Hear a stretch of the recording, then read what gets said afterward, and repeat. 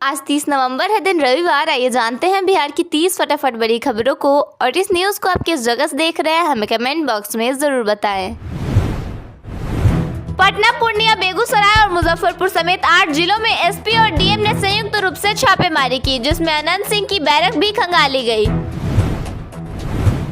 रीतलाल के खिलाफ बड़े एक्शन की तैयारी शुरू हो गई है। पटना पुलिस ने ईडी को जांच रिपोर्ट सौंप दी है। उन पर जमीनों पर कब्जा, रंगदारी और संगठित गिरोह चलाने जैसे आरोप हैं।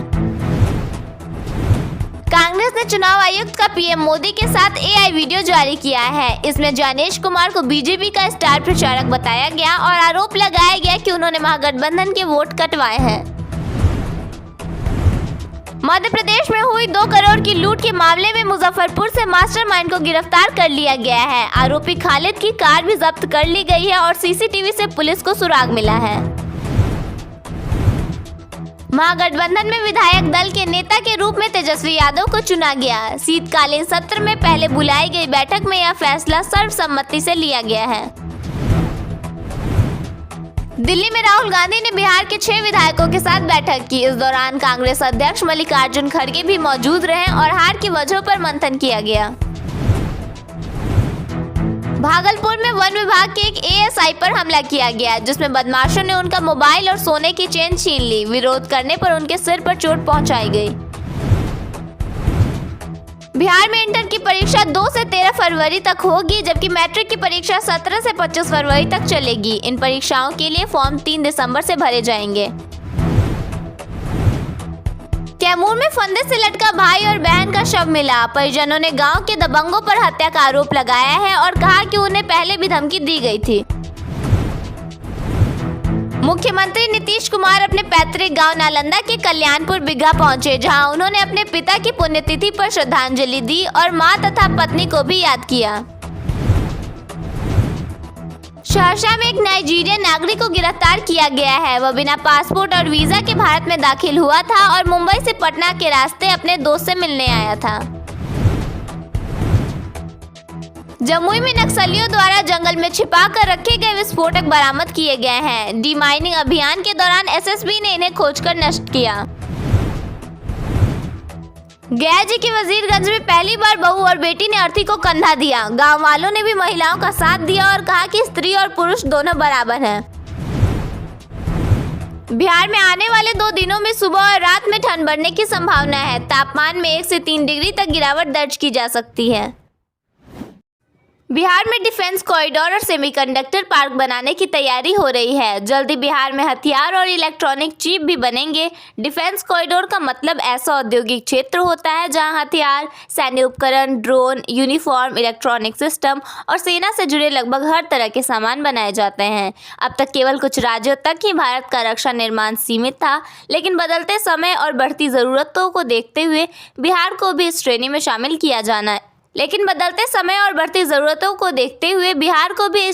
शामिल किया जाना एक बड़ा और ऐतिहासिक निर्णय होगा।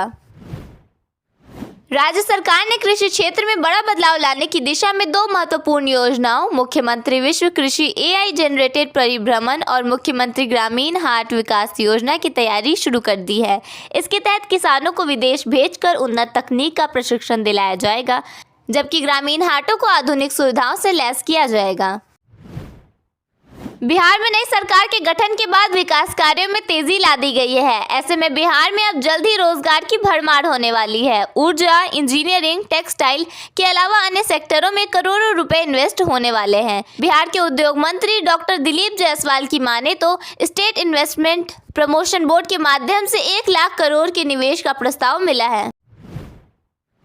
मंत्री डॉक्टर दिलीप जायसवाल ने यह भी कहा कि बिहार के अलग अलग जिलों में फैक्ट्रियां खुलने से लोगों के लिए रोजगार के ज्यादा से ज्यादा अवसर उपलब्ध होंगे। उद्योग मंत्री ने समीक्षा बैठक के दौरान multi modal logistic park IMC गया जी मेगा फूड पार्क को लेकर बातचीत की। इसके अलावा खासकर युवाओं को ट्रेनिंग, वित्तीय सहायता और बाजार को लेकर जानकारियां दी जाए।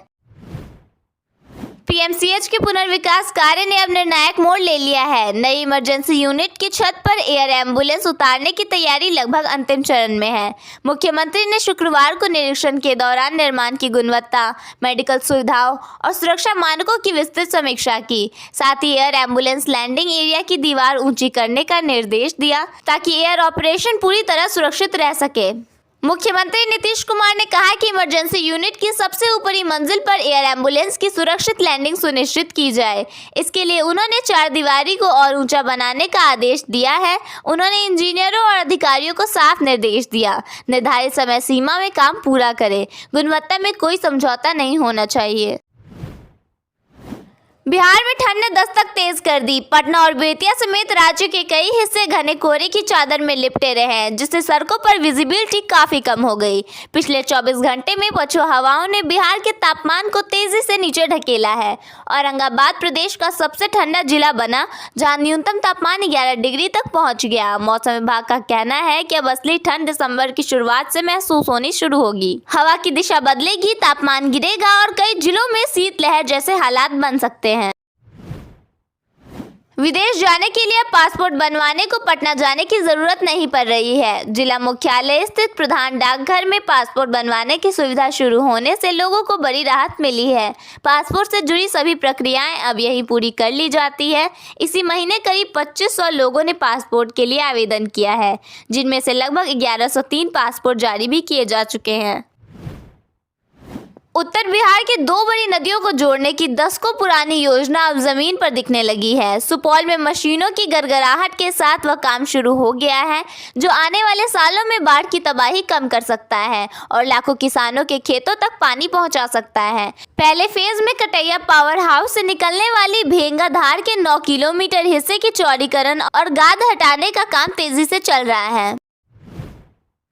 पटना सहित आसपास के शहरी इलाकों में गमले व फार्मिंग बेड योजना के लिए आवेदन शुरू हो गए हैं। वित्तीय वर्ष 2025-26 के लिए 2.63 करोड़ रुपए की स्वीकृति के बाद यह योजना पटना सदर, फुलवारी शरीफ, दानापुर, खगौल और बीटा के निवासियों के लिए शुरू की गई है। उद्देश्य है छतों पर जैविक खेती को बढ़ावा देना, प्रदूषण कम करना। बिहार में विकास कार्य अब धीरे धीरे जोर पकड़ रहे हैं। ऐसे में राज्य में करीब 167 पावर सब स्टेशन बनाए जाने की प्लानिंग है। इसके बनने से बिहार में उद्योगों को बिना किसी रुकावट के बिजली मिल सकेगी। जानकारी के मुताबिक बिहार में 423 कंपनियों ने लगभग 1.80 लाख करोड़ रुपए के निवेश का प्रस्ताव दिया है, जिसके बाद तैयारियां भी शुरू कर दी गई हैं। गोरखपुर सिल्लीगुड़ी एक्सप्रेसवे बिहार के 8 जिलों से गुजरने वाला है। इसे लेकर जमीन अधिग्रहण का काम किया जा रहा है। जानकारी के मुताबिक इस एक्सप्रेसवे के लिए पूर्वी चंपारण जिले में लगभग 491.12 हेक्टेयर जमीन अधिग्रहण किया जाएगा।